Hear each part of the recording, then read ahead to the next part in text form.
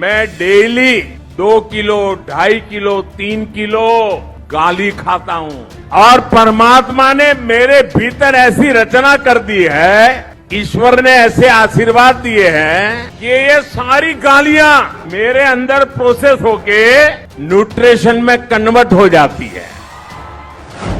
तेलंगाना में एक रैली को संबोधित करते हुए प्रधानमंत्री मोदी ने ये बयान शायद ऐसे ही नहीं दिया, बल्कि उन्होंने ये करारा जवाब दिया है उन नेताओं को जो चुनावी रण में पीएम के खिलाफ अमर्यादित भाषा का इस्तेमाल करने से गुरेज नहीं करते।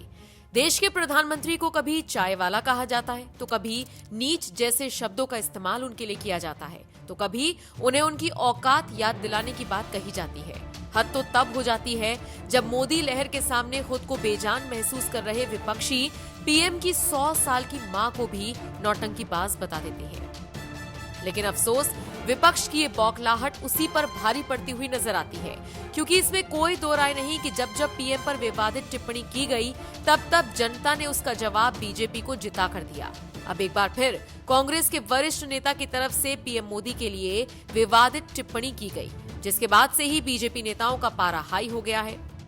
दरअसल कांग्रेस नेता मधुसूदन मिस्त्री ने एक न्यूज चैनल से बातचीत करते हुए ये कह दिया कि गुजरात की जनता मोदी को उनकी औकात बताएगी। जरा सोचिए, मोदी के गढ़ में अपना वर्चस्व ढूंढ रही कांग्रेस के नेता का ये बयान कितना जायज है।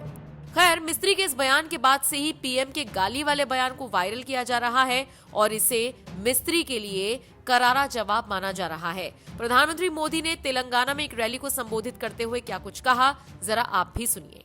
ये कभी कभी लोग पूछते हैं कि मोदी जी आप थकते नहीं हो।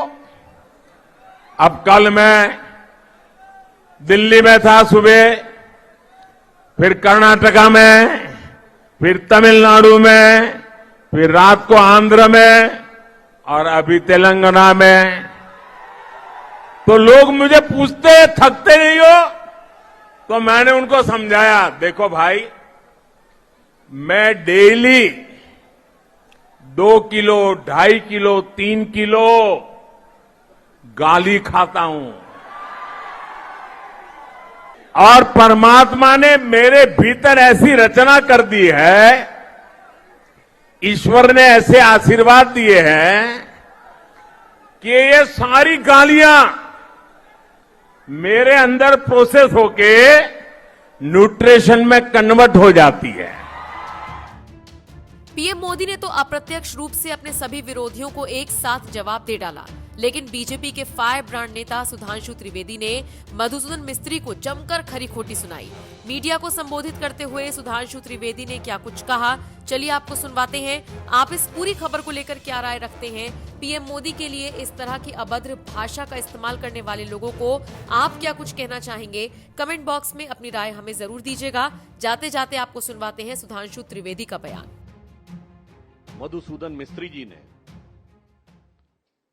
एक बार फिर प्रधानमंत्री श्री नरेंद्र मोदी जी के प्रति, और मैं कहूंगा भारत के प्रधानमंत्री के संस्थान के प्रति, उनके मन में जो वैमनस्य और अवमानना है कांग्रेस पार्टी के मन में, उसे फिर बहुत निंदनीय शब्दों में अभिव्यक्त किया है।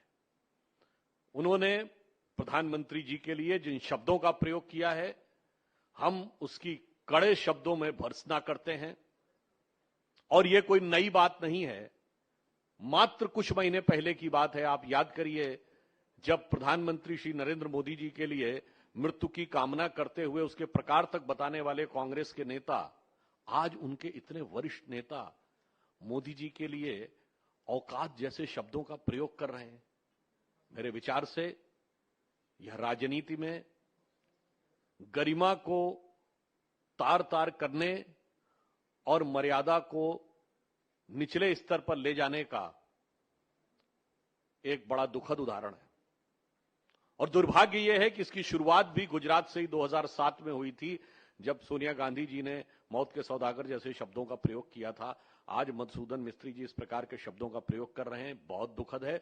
परंतु मैं यह भी कहना चाहूंगा, वो सरदार पटेल जी के संदर्भ में कह रहे हैं, तो मैं याद दिलाना चाहता हूं कि उन्होंने जब औकात शब्द की बात कही तो 1946 में जब अंतरिम सरकार बननी थी और सभी प्रदेश कमेटियों से नाम मांगे गए थे, कि किस किस को प्रधानमंत्री बनना चाहिए, तो एक वोट पट्टाभी सीतारमैया जी के पक्ष में, 1 या 2 वोट जेबी कृपलानी के पक्ष में, और बाकी सारे के सारे वोट सरदार पटेल के पक्ष में, और 0 वोट नेहरू जी के पक्ष में थे।